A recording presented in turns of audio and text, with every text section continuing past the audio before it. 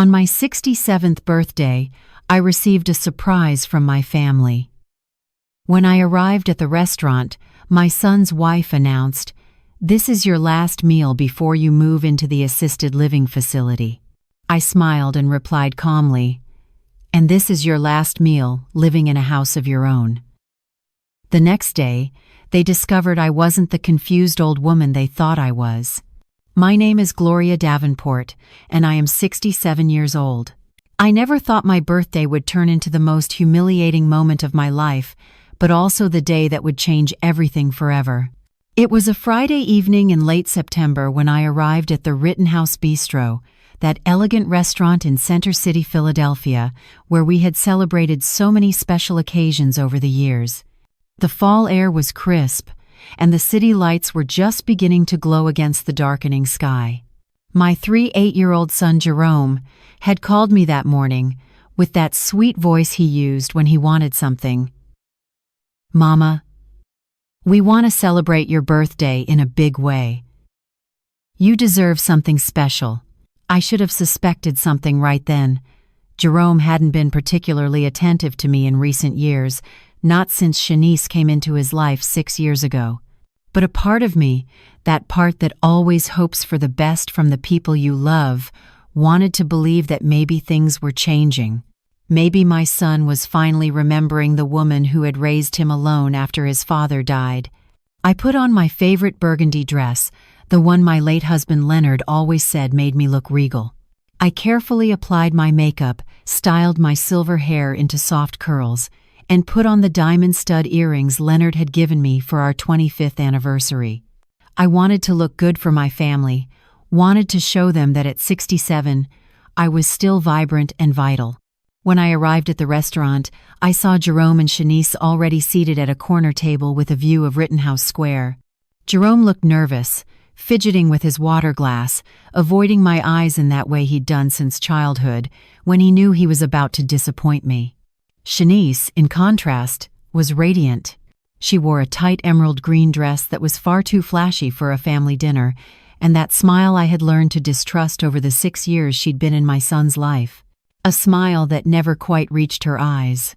"Happy birthday, Gloria," Shanice said in a voice that was too loud, too enthusiastic. She leaned in and gave me a hug that felt as genuine as a politician's promise.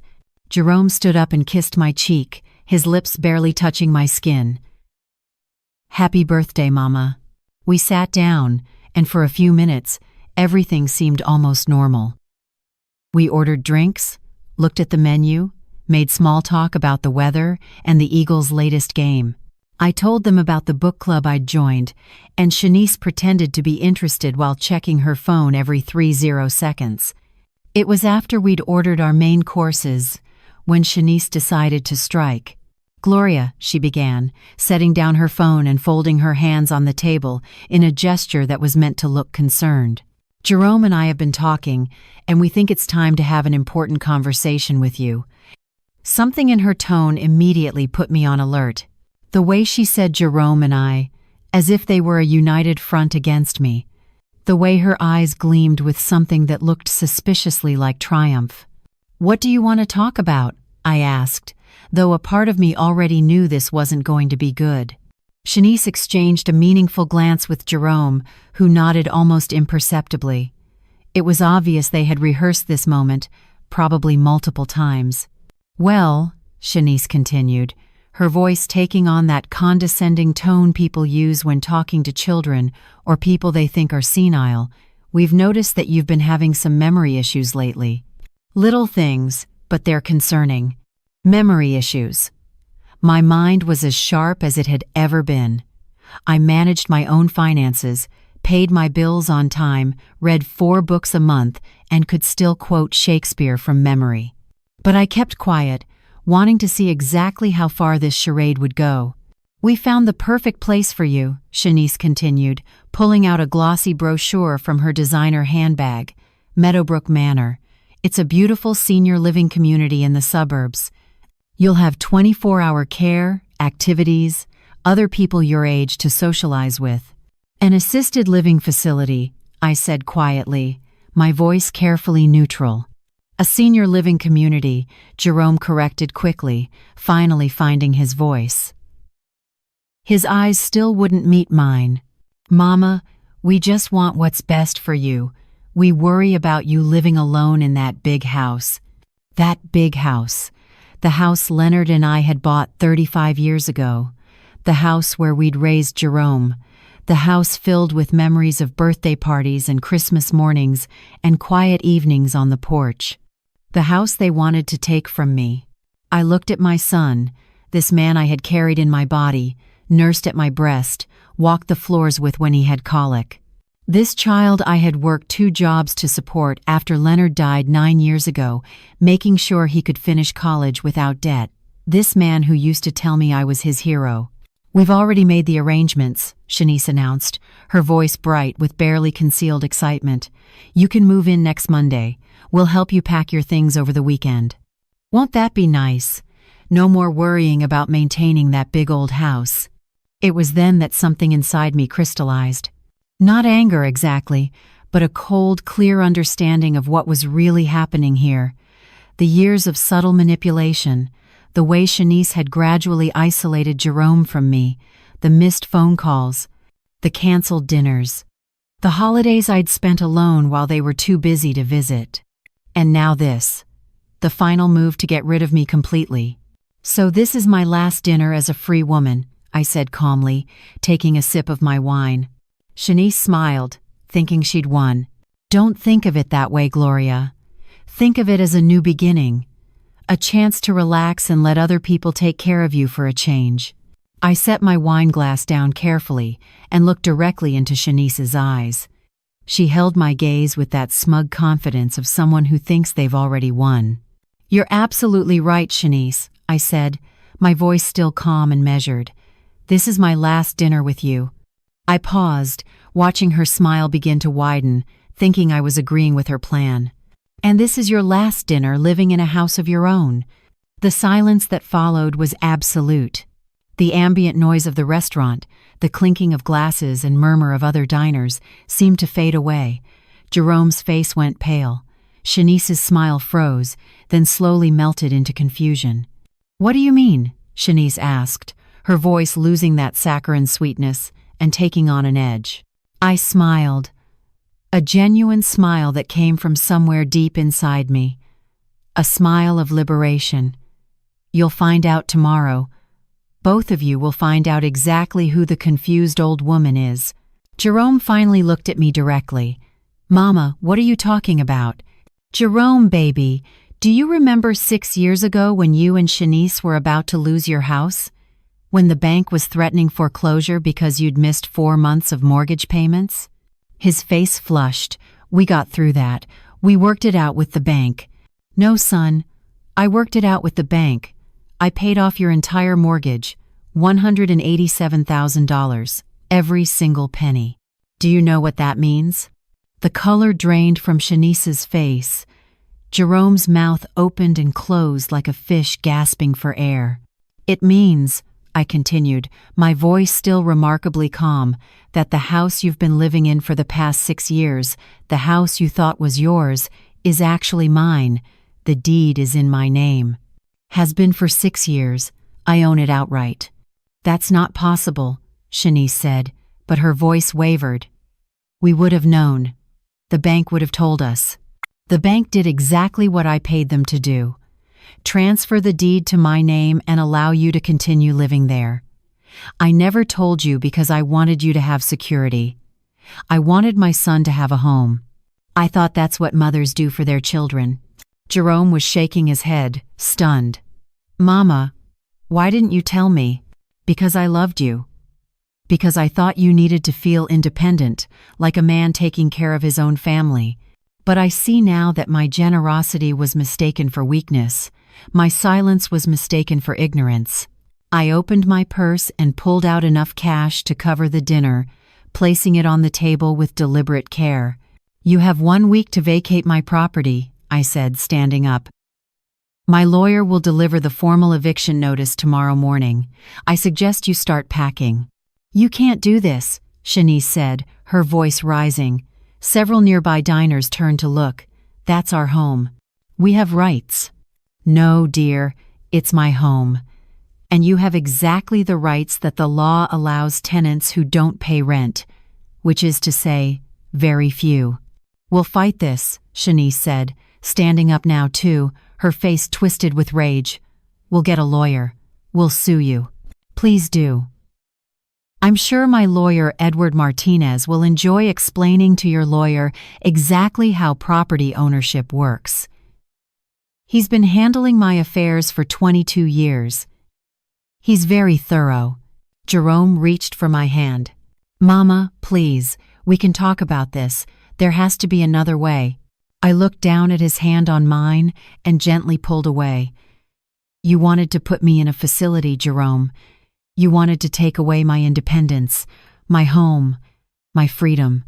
And you thought I was too confused to fight back. Well, baby, I'm not confused at all. I see everything very clearly now. I picked up my purse and walked away from the table, my head held high. Behind me, I could hear Shanice's voice rising in anger, could hear Jerome trying to calm her down. But their voices faded as I stepped out into the cool Philadelphia night. The walk to where I'd parked my car took me past Rittenhouse Square, where couples strolled hand in hand and families played with their children in the fading light. I thought about Leonard, about how he would have handled this situation. He'd always been the diplomatic one, the peacemaker. But Leonard wasn't here anymore, and I had spent 9 years trying to keep peace with people who didn't deserve it. When I got home to my house in Mount Airy, I stood in the doorway for a moment, looking at the life Leonard and I had built together. The hardwood floors we'd refinished ourselves, the built-in bookshelves he'd constructed by hand. The bay window where we drunk coffee together every Sunday morning for 30 years. This was my home. Mine. And I'd almost let them take it from me without a fight. I poured myself a glass of red wine and sat in Leonard's favorite chair, the leather worn soft from years of use. Then I picked up my phone and dialed a number I knew by heart. Edward Martinez, came the familiar voice. Edward, it's Gloria Davenport. I need you to come by tomorrow morning, early. It's time my family learned the truth about my properties. There was a pause. Edward had been warning me for years that this day might come. Are you sure, Gloria? Once we start down this path, there's no going back. I've never been more sure of anything in my life. All right, I'll be there at 8. And Gloria, for what it's worth, I think you're doing the right thing. After I hung up, I sat there in the quiet house, surrounded by memories. I thought about the little boy Jerome had been, the one who'd cried at his father's funeral and clung to me like I was his only anchor in a storm. I thought about the years I'd worked myself to exhaustion to give him everything he needed. And I thought about the man he'd become, the one who'd sat across from me tonight and plotted to take away my freedom. Tomorrow, Jerome and Shanice would discover that the confused old woman they'd tried to manipulate was actually the owner of not just the house they lived in, but 3 other rental properties in Philadelphia that Leonard and I had quietly acquired over 25 years of careful investing. They would learn that my net worth was substantial, that my mind was sharp, and that my patience had finally, irrevocably, run out. I raised my wine glass to Leonard's photograph on the mantel. I hope I'm doing right by us, I whispered. I hope you'd be proud of me for finally standing up for myself. The photograph didn't answer, but I felt a warmth in my chest that told me Leonard would understand. He'd always said I was stronger than I gave myself credit for. Tomorrow, I would prove him right. Saturday morning arrived with the kind of clarity that only comes after a sleepless night spent making peace with hard decisions. I woke at 5:30, as I always did, made coffee, and sat at my kitchen table watching the sun rise over Philadelphia. By the time Edward Martinez knocked on my door at exactly 8, I had all my documents organized and ready. Edward was a man in his late 52s, impeccably dressed as always, with the kind of steady demeanor that came from 30 years of practicing law. "Good morning, Gloria," he said, setting his leather briefcase on my dining room table. "I brought everything we discussed last night. The deed to the Germantown Avenue property, the rental agreements for the other properties, and the backdated lease agreement we prepared 3 years ago. Backdated lease agreement? I asked, pouring him a cup of coffee. When you paid off their mortgage 6 years ago, I advised you to have them sign a formal rental agreement. You declined, wanting to keep it informal, family. So, I prepared one anyway and kept it in my files, just in case. It stipulates that the property owner, you, can terminate the lease immediately in cases of disrespect, threats, or abuse towards said owner. I smiled despite myself. You've always thought 3 steps ahead, Edward. That's what you pay me for. Now, let's review your position. You own the house at 2847 Germantown Avenue, where Jerome and Shanice currently reside, free and clear. You also own a duplex in West Philadelphia, a row house in South Philadelphia, and a small apartment building in Fishtown. The rental income from those properties, combined with Leonard's pension and your own retirement funds, gives you a comfortable annual income of approximately $95,000. He pulled out a folder. The house on Germantown Avenue is currently valued at $340,000. If you choose to sell it after eviction, that would give you additional liquid assets. However, I'd recommend keeping it as a rental property. The Philadelphia real estate market is strong right now. How long do they legally have to vacate? In Pennsylvania, with proper cause, which we have documented through your statement about last night's incident, we can require them to vacate within 10 days. However, if they refuse, we'll need to file for formal eviction, which could take 30 to 45 days. Give them 7 days, I said firmly. I want them out by next Saturday. Edward nodded and began preparing the eviction notice. As he worked, I thought about what was coming. The phone calls from Jerome, the anger from Shanice, the accusations that I was being cruel, heartless, that I was destroying my own family. But they had been willing to destroy me first. They had been willing to lock me away in a facility, to take my independence, to treat me like I was already dead, and just didn't know it yet. There's something else you should know, Edward said, looking up from his papers. I did some investigating after your call last night. Shanice has a gambling problem. A serious one. My coffee cup froze halfway to my lips. What? She's been frequenting the casinos in Atlantic City. Parks Casino. Sugar House. I have a contact who works in casino management. Over the past 18 months, she's lost approximately $52,000. The room seemed to tilt. $52,000? Where did she get that kind of money? Edward's expression was grim. I was hoping you might be able to tell me. Has Jerome had access to any of your accounts? Credit cards? Investment accounts? My mind raced back over the past year and a half. The times Jerome had offered to help me with my banking, saying it was too complicated for someone my age. The joint account Leonard and I had maintained that Jerome was listed on as a beneficiary, though he wasn't supposed to have access while I was still alive. Oh my God, I whispered. The joint account. Leonard put Jerome's name on it in case something happened to me. But the bank told me he couldn't access it while I was alive, unless I gave permission. Unless he had your account information and forged your signature on withdrawal slips. Gloria, I need your permission to contact your bank and request an audit of that account immediately. I nodded, unable to speak. It was one thing to know they wanted to put me away. It was another to discover they'd been stealing from me. Edward made the call right there from my dining room, using his lawyer credentials to expedite the request. While we waited, he finished preparing the eviction notice. By 10:30, we had confirmation. Over the past 18 months, $48,000 had been withdrawn from my account in increments small enough not to trigger automatic alerts. The withdrawals had Jerome's signature, but the handwriting analysis would be needed to determine if I had authorized them, which I hadn't. This is theft, Edward said quietly. This is a criminal matter now, not just a civil eviction. You could press charges. I sat there, staring at the bank statements Edward had gotten them to email over. $48,000. Money Leonard and I had saved over decades. Money meant for my security in old age. Money I had planned to eventually leave to Jerome. And he had stolen it to feed his wife's gambling addiction. "Let's deliver the eviction notice first," I said. "Then I'll decide about the rest." We drove to the Germantown Avenue house in Edward's car. It was a beautiful tree-lined street, one of the nicer neighborhoods in Philadelphia. The house itself was a classic Philadelphia row house with a small front porch and freshly painted shutters that I'd paid to have done just last spring. Jerome's car was in the driveway. They were home. Edward and I walked up to the front door together. I had my own key, of course, but I rang the doorbell. This needed to be official.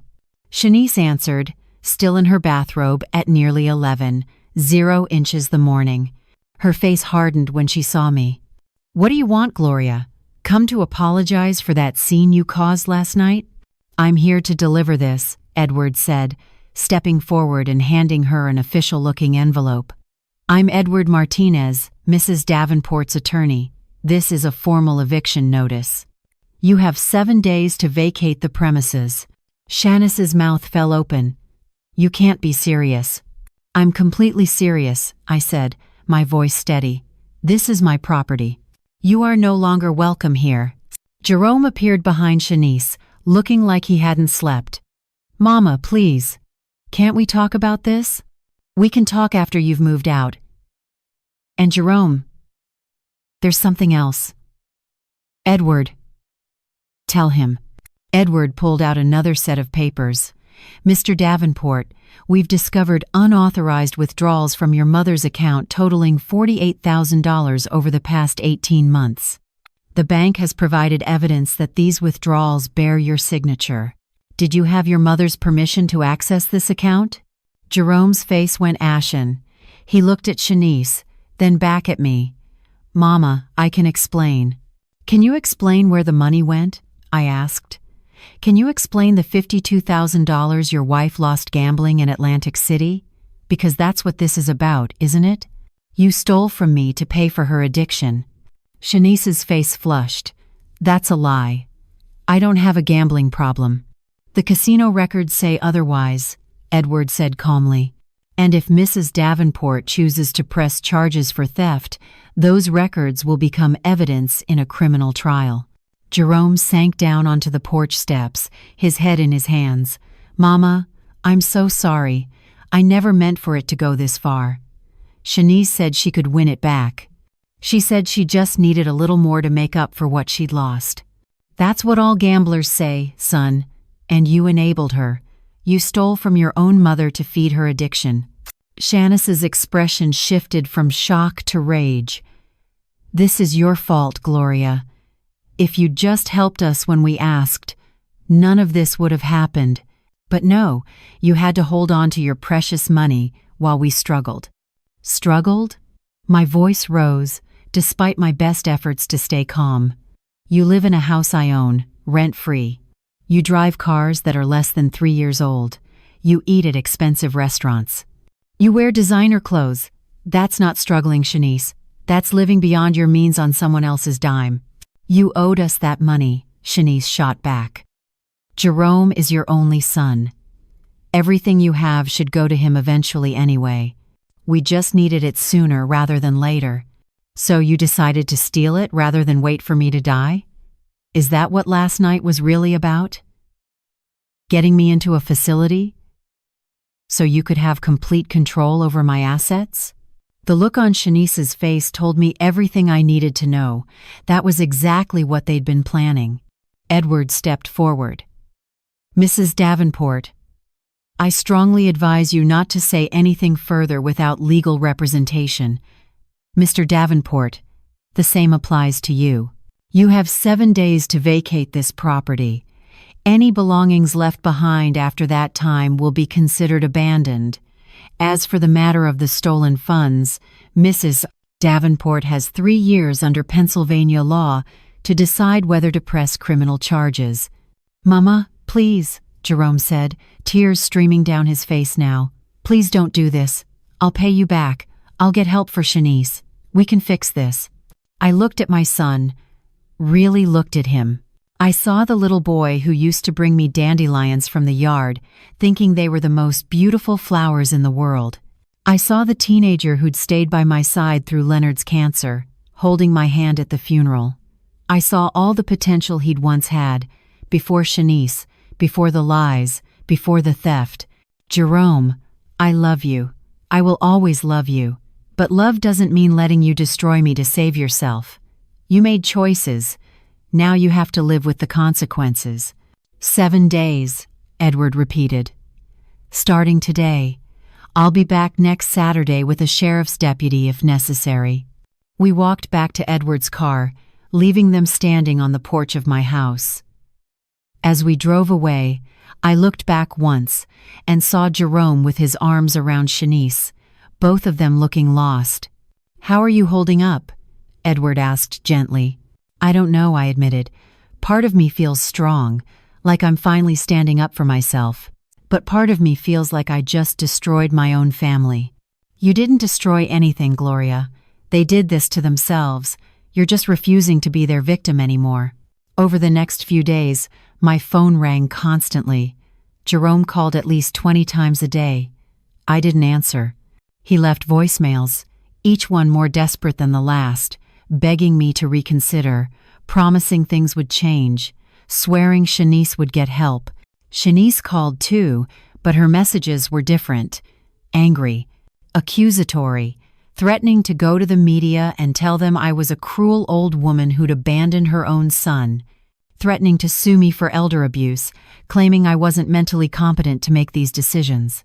On day 3, my sister Teresa called from Arizona. "Jerome contacted me," she said without preamble. "He told me you're kicking them out of their house. He said you're being vindictive and cruel. Did he tell you that the house is actually mine? That I've been letting them live there rent-free for 6 years? Did he tell you he stole $48,000 from my bank account?" There was a long silence. He left out those details. I told Teresa everything. The dinner, the assisted living facility, the theft, the gambling. When I finished, she was quiet for a moment. "Oh, Gloria," she finally said, "I'm so sorry. I'm sorry you're going through this, and I'm sorry I didn't see what was happening. I should have been there for you more. You live in Arizona. You couldn't have known.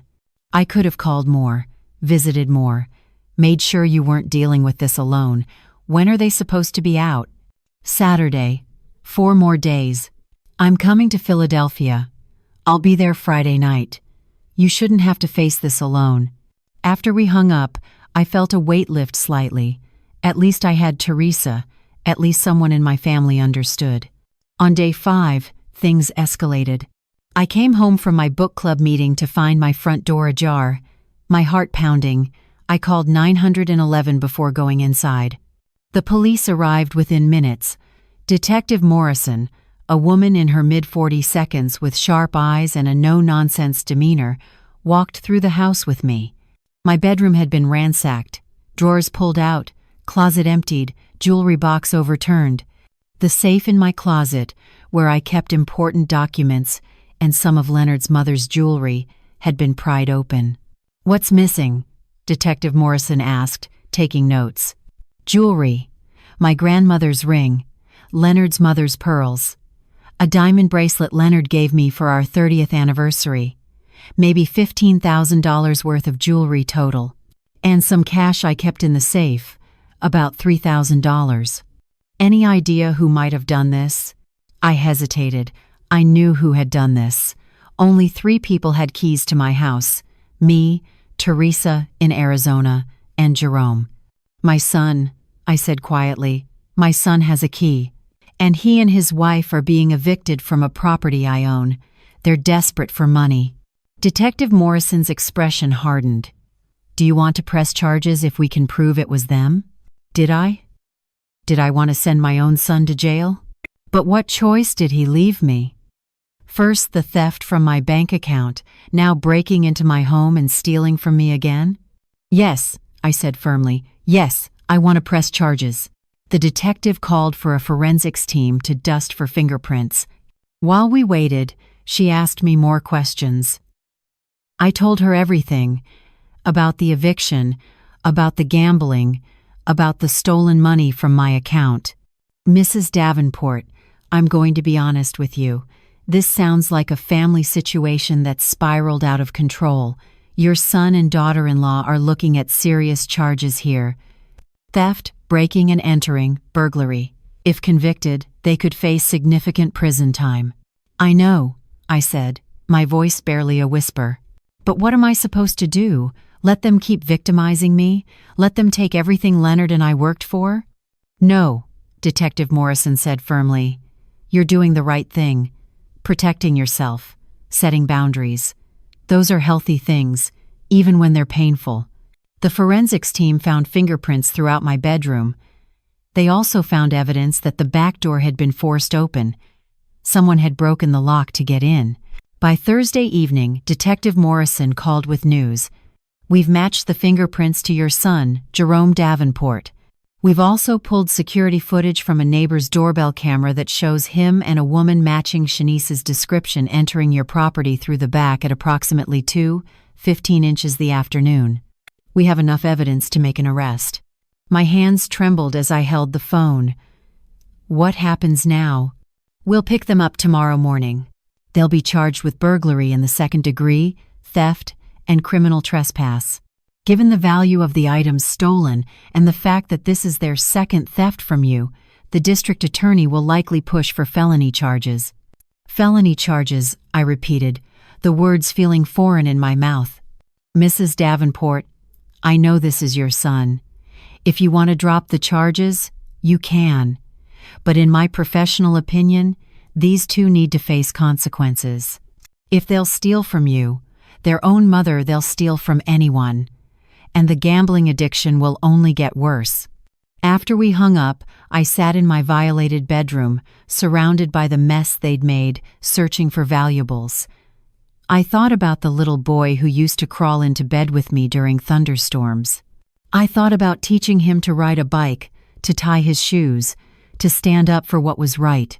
Where had that boy gone? When had he become this man who would break into his mother's home and steal from her? Teresa arrived late Friday night, taking a red-eye from Phoenix. When she walked through my door and saw my face, she wrapped me in a hug and didn't let go for a long time. "Oh, honey," she said, "you look exhausted." "They broke into my house, Teresa. They stole Mama's ring, Leonard's mother's pearls, things that can't be replaced." "I know, sweetheart."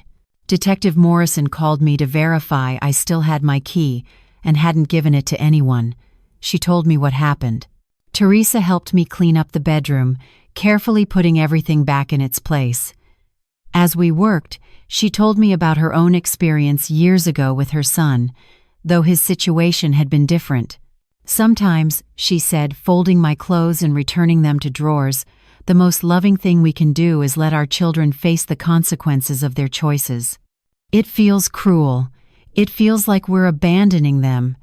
But we're actually giving them the opportunity to grow up. What if he never forgives me? Then that's his choice. But Gloria, you have to ask yourself, what is there to forgive? You didn't steal from him. You didn't break into his home. You didn't try to have him locked away in a facility. He did all of that to you." Saturday morning arrived with a terrible finality.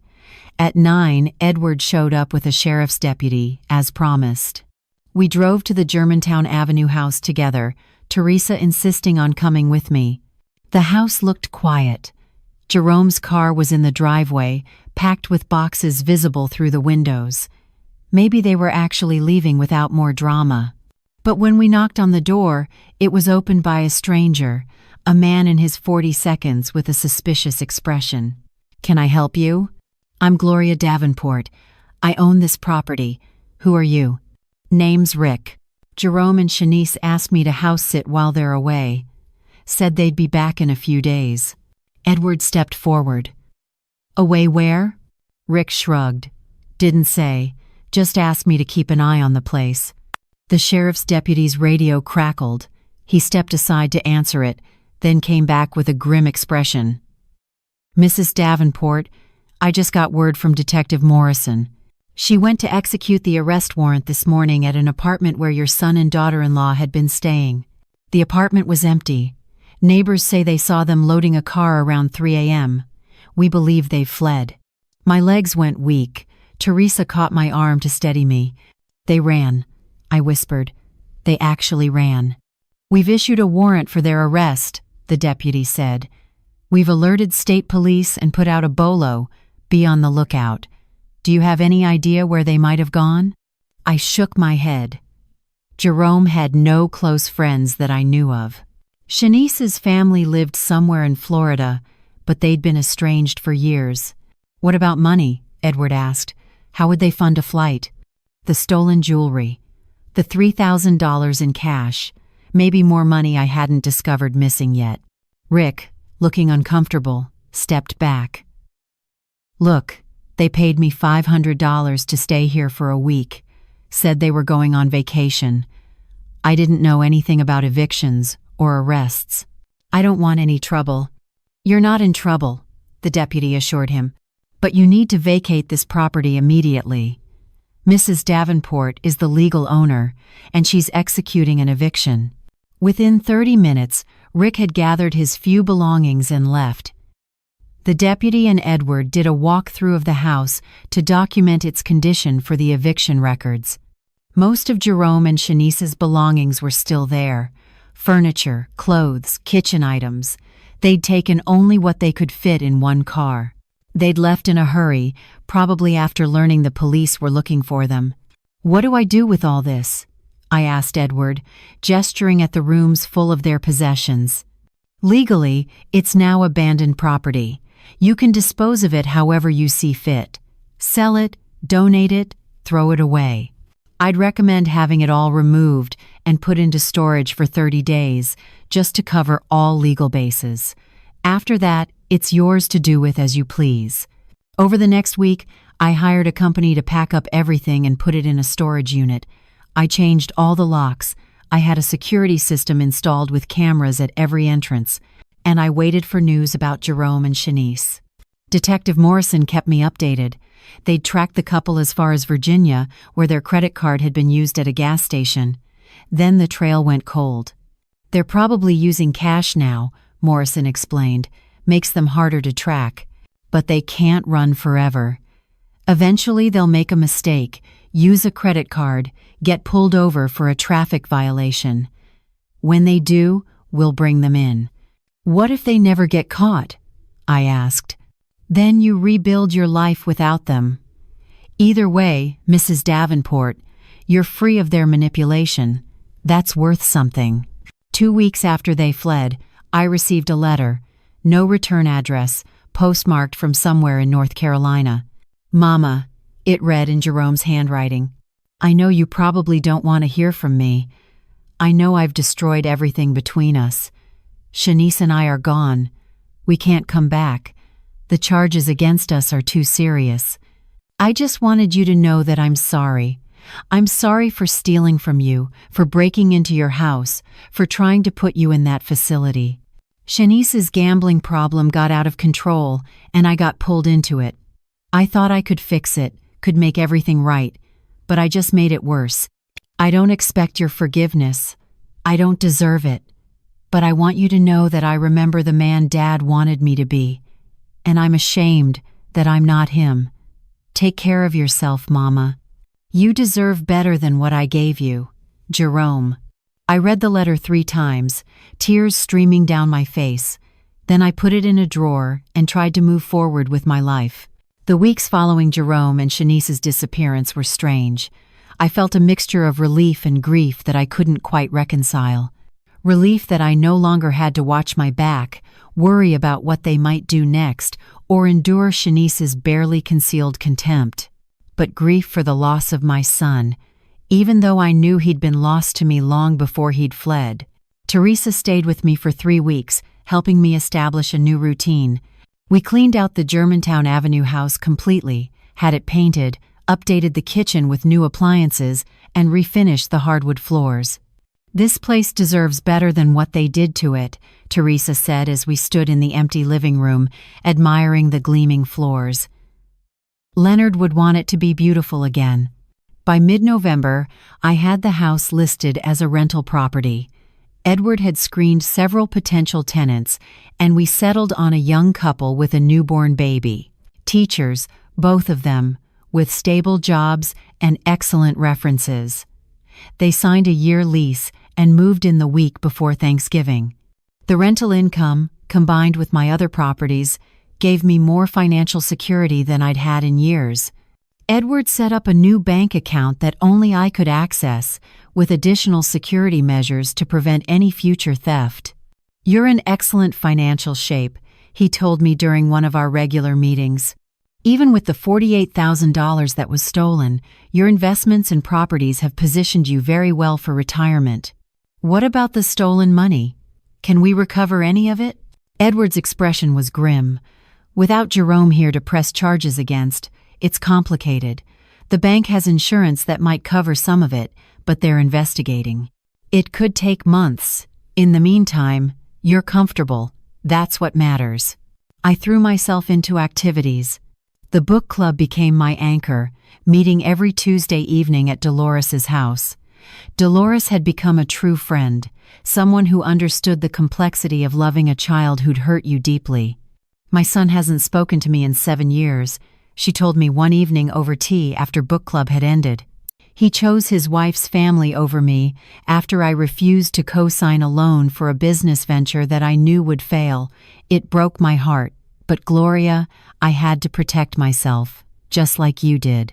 "Do you ever hear from him?" "Christmas cards. No personal message, just his signature. But you know what? I've built a life that doesn't revolve around waiting for him to love me the way I love him, and that life is pretty good." Her words stayed with me.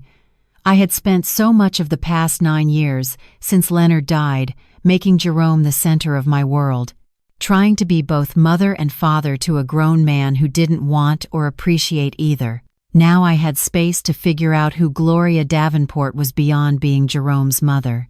I joined a quilting group at the community center. I started volunteering at a literacy program, teaching adults to read. I took a watercolor painting class and discovered I had a talent for landscapes. December arrived, bringing with it the holidays.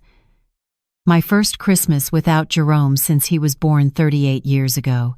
Teresa invited me to spend it in Arizona with her family, but I decided to stay in Philadelphia.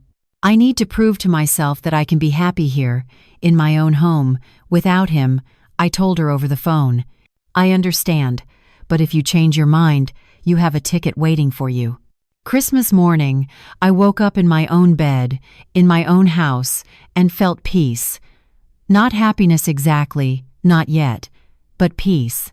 The kind that comes from knowing you're safe, that no one is plotting against you, that your home is truly your own.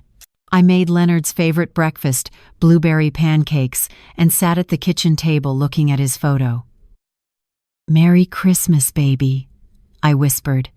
"I think I'm going to be okay." The phone rang just after 10, an unknown number. I almost didn't answer, but something made me pick up.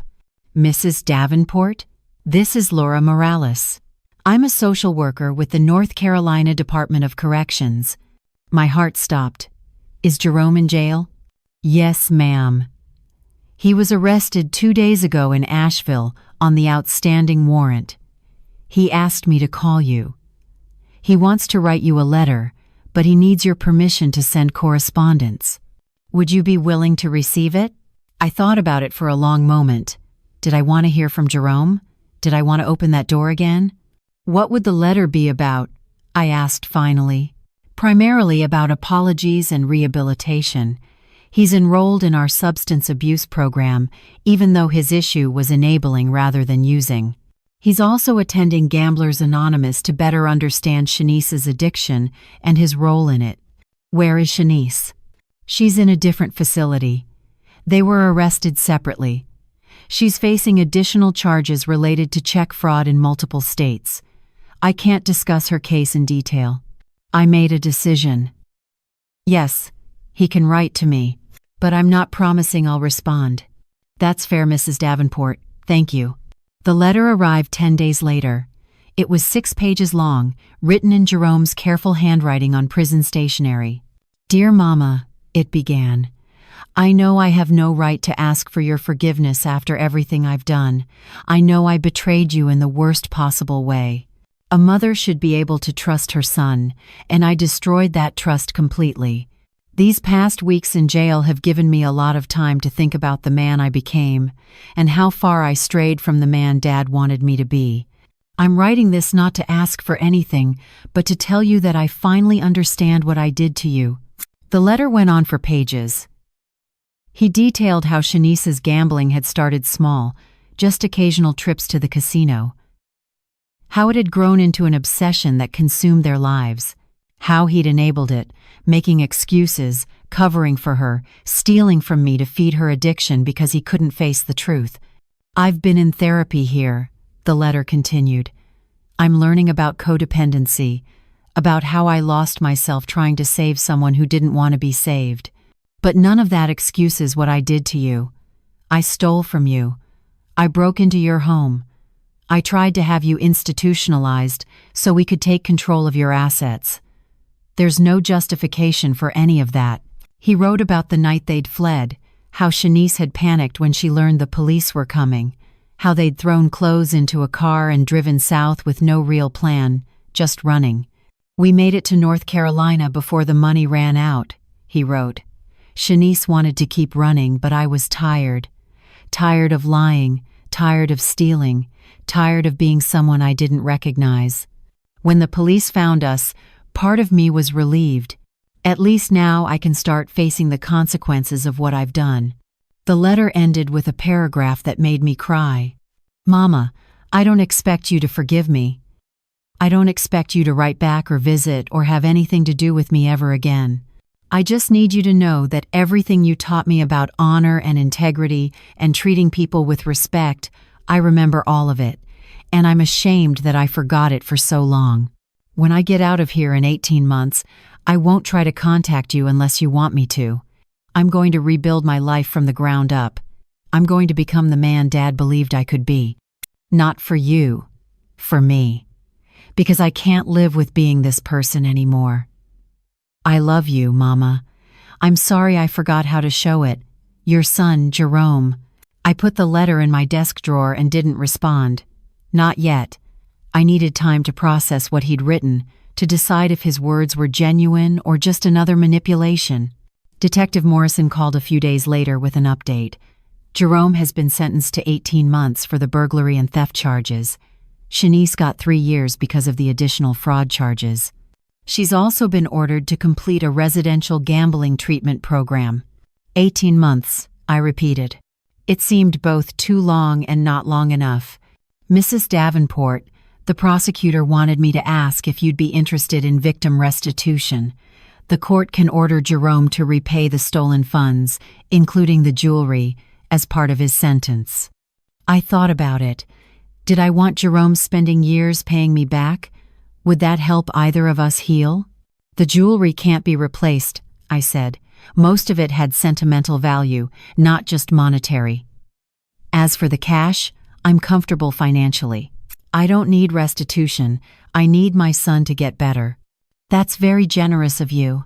"It's not generosity, it's acceptance. Money won't fix what's broken between us. Only time and real change can do that, if anything can." January brought a new year and a slow settling into my new life. The rental property was doing well. My tenants, Sarah and Michael, were respectful and paid on time. Sometimes I'd drive by and see them pushing their baby in a stroller around the neighborhood, and I'd feel a bittersweet pang.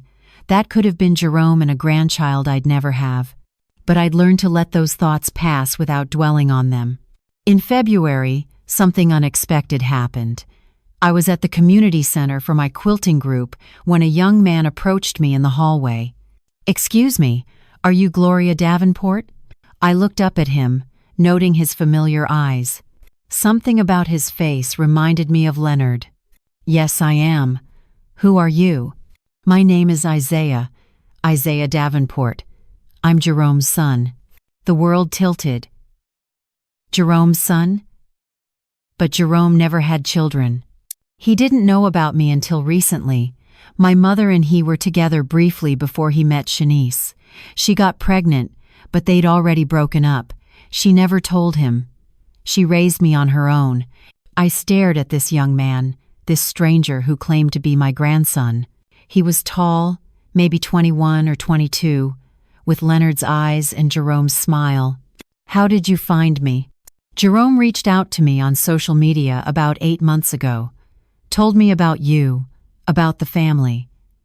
After he got arrested, he wrote to me from prison and told me everything that happened. He said I should meet you, that you deserved to know you had a grandson, even if I was a stranger. Can we sit down?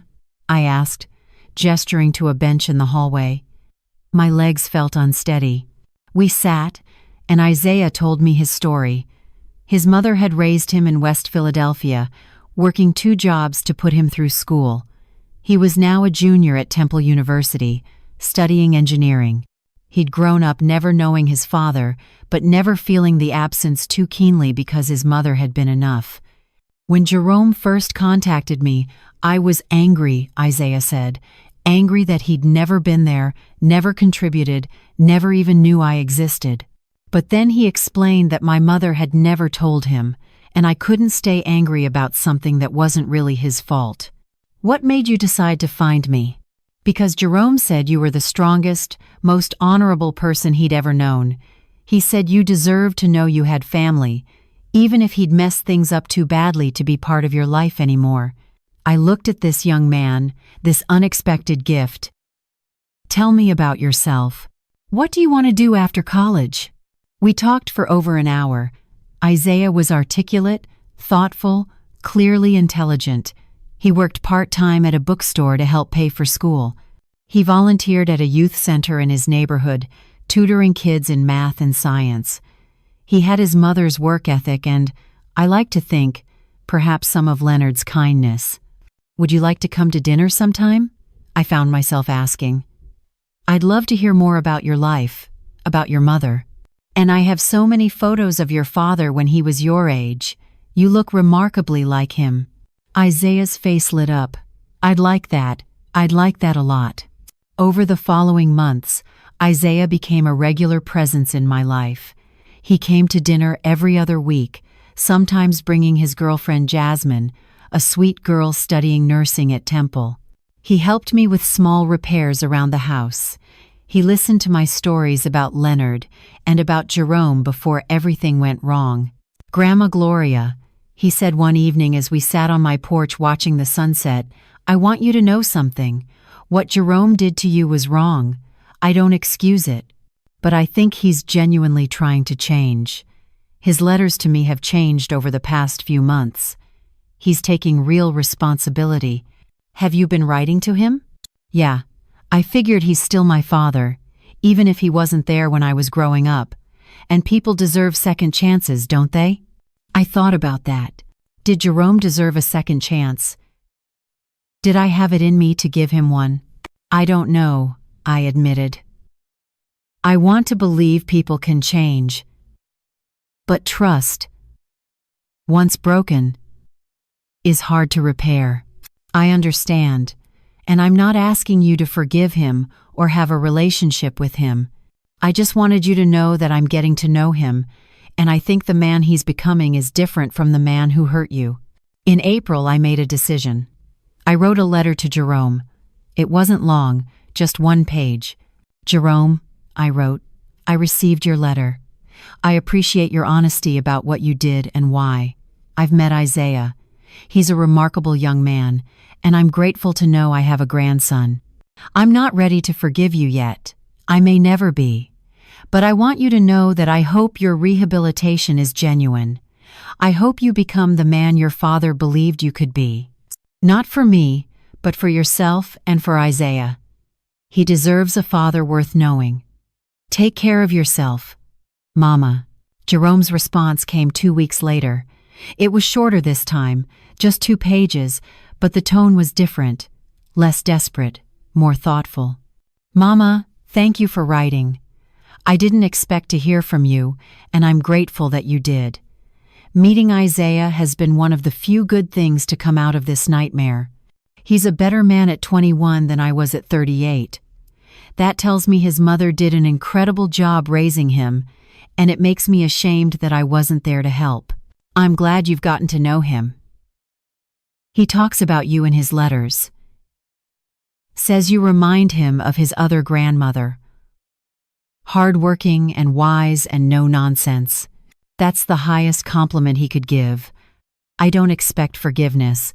I just want you to know that I'm doing the work, real work, not just going through the motions. I'm in therapy 3 times a week. I'm leading a Gamblers Anonymous group here. I'm learning carpentry in the prison workshop, thinking maybe I can do something with my hands when I get out instead of sitting at a desk enabling other people's bad decisions. I get out in 10 months. I've already accepted a job with a nonprofit in Pittsburgh that helps families dealing with addiction. I won't be coming back to Philadelphia. I think a fresh start in a new city is what I need. But I want you to know that everything good in me came from you and Dad. I'm trying to find that person again. With respect and love, Jerome. I folded the letter carefully and put it with the other one. I wasn't ready for more than written communication, but these letters felt like a start. A small beginning of something that might, someday, become healing. Teresa visited again in May, and we celebrated my 68th birthday together. This time at a different restaurant, a cheerful Italian place in South Philadelphia that had no painful memories attached to it. You look different, Teresa observed as we shared a bottle of wine. Lighter somehow. I feel different. I feel like I'm finally living my life instead of just surviving it. Have you thought about what you'll do when Jerome gets out? I don't know. Isaiah wants us to have a relationship eventually. He thinks Jerome has really changed, but I'm not sure I can trust that. You don't have to decide now. You have 10 months to figure out how you feel. That summer was one of the best I could remember in years. I took a trip with my quilting group to a craft fair in Lancaster County. I hosted book club at my house for the first time, feeling proud to show my friends the home I'd fought to keep. Isaiah graduated to his senior year at Temple with a 3.8 gigapascals. I attended his academic awards ceremony, sitting in the auditorium and feeling a grandmotherly pride I'd never expected to experience. Thank you for being here, Isaiah said afterward, introducing me to his professors. This is my grandmother, Gloria Davenport. She's the reason I keep pushing myself to do better. In August, I received another letter from Jerome, but this one was different. It included photographs. Jerome in the prison carpentry workshop, surrounded by pieces of furniture he'd made. Jerome with his therapy group, looking thinner but healthier than I'd seen him in years. Jerome holding a certificate for completing his addiction counseling training. The letter explained that he'd been leading support groups, that he'd found purpose in helping other inmates understand the psychological patterns that had led to their crimes.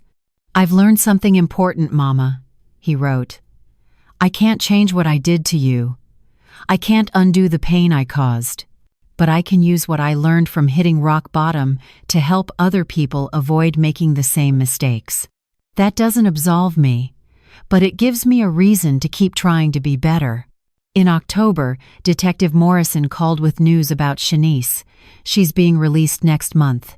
She completed her treatment program and is being paroled to Florida where her sister lives.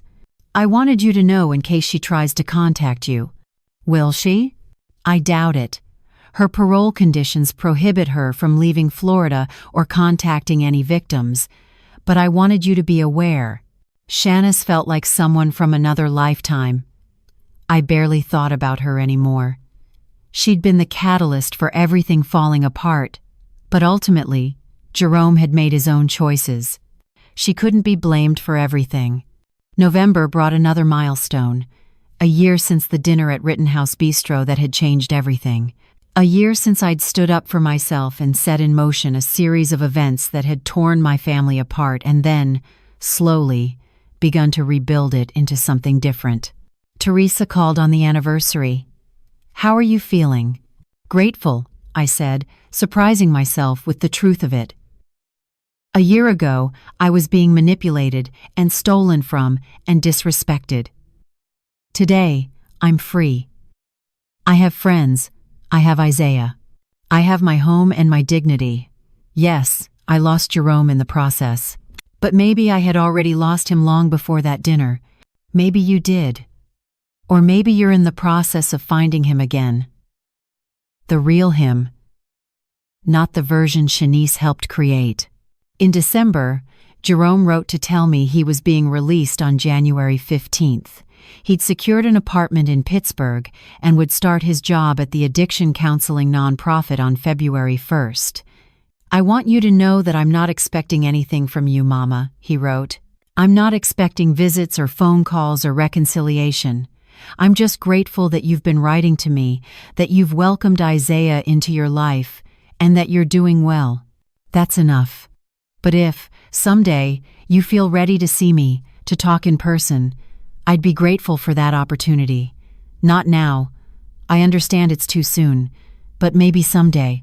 With love and deep respect, Jerome. I showed the letter to Isaiah during one of our dinners. What are you going to do? He asked. I don't know. Part of me wants to see him, to see if the change is real, but part of me is afraid of being hurt again, afraid of letting him back in, just to have him destroy everything again. Can I tell you something, Grandma Gloria?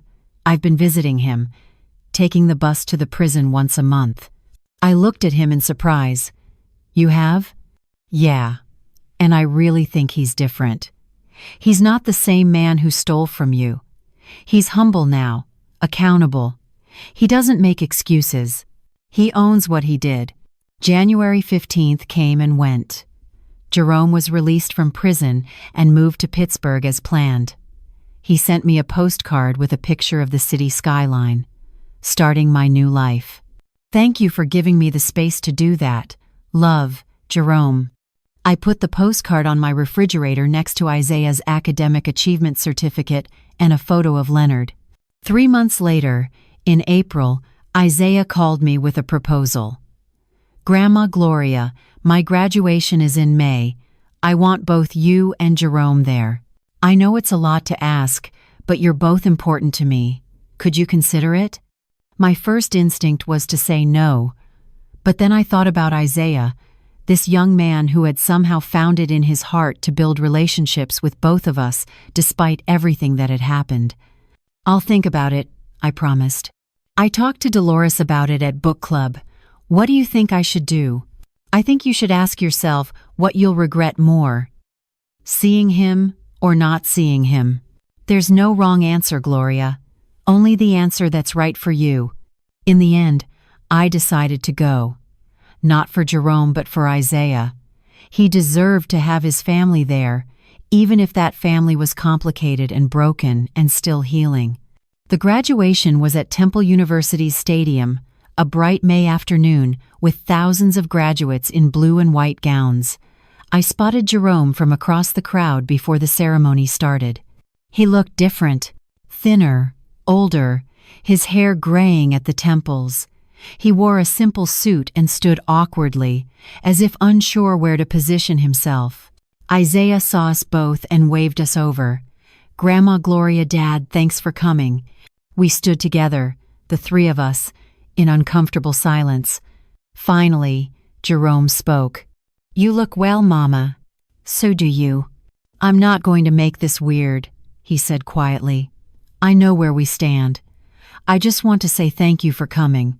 It means the world to Isaiah, which means it means the world to me. He's a good young man. He is. Better than I deserve to have as a son. We watched Isaiah graduate, watched him walk across that stage and receive his engineering degree. When he found us afterward, his face was radiant with joy. Thank you both for being here. This is one of the best days of my life. Jerome and I sat together at the graduation lunch Isaiah insisted on, making awkward small talk about the weather and Pittsburgh and my book club. It wasn't comfortable, and it wasn't healing, but it was civil. It was a start. As we were leaving, Jerome pulled me aside. Mama, I know I don't deserve forgiveness. I know what I did was unforgivable. But I want you to know that every day, I work to be someone worthy of being your son again. Not for you to take me back, but because I owe it to Dad's memory and to the woman who raised me better than this. I looked at him, really looked at him, and saw something I hadn't seen in years. Genuine remorse, real accountability, the beginnings of the man Leonard had wanted him to be. Keep doing the work, Jerome. Keep being the man Isaiah needs as a father. That's enough for now. We didn't hug. We didn't make plans to see each other again. But when I drove home to Philadelphia that evening, I felt something I hadn't felt in a long time. Hope. Not hope that everything would go back to the way it was. That was impossible. But hope that maybe, with time and continued growth, we might find a new way to be family, a healthier way, built on honesty and respect and boundaries. 6 months later, I celebrated my 69th birthday. Isaiah came to dinner and brought Jasmine, who I'd grown to love like a granddaughter. We ate Leonard's favorite meal, pot roast with all the trimmings, and afterward, Isaiah handed me a card. Inside was a photo of Jerome at his job in Pittsburgh, surrounded by the people he was helping. On the back, Jerome had written, "Thank you for teaching me that love sometimes means letting people face consequences. It saved my life. With eternal gratitude, Jerome." I put the photo in my desk drawer with his letters. I wasn't ready to display it yet, might never be. But I kept it because it represented something important. The possibility of redemption, the power of accountability, the hope that broken things, while never quite the same, can sometimes be repaired into something new. I am finally, completely, gloriously free. Free from manipulation. Free from theft. Free from disrespect. And free to build the life I deserve, on my own terms, surrounded by people who truly value me. And that freedom is worth everything I went through to claim it.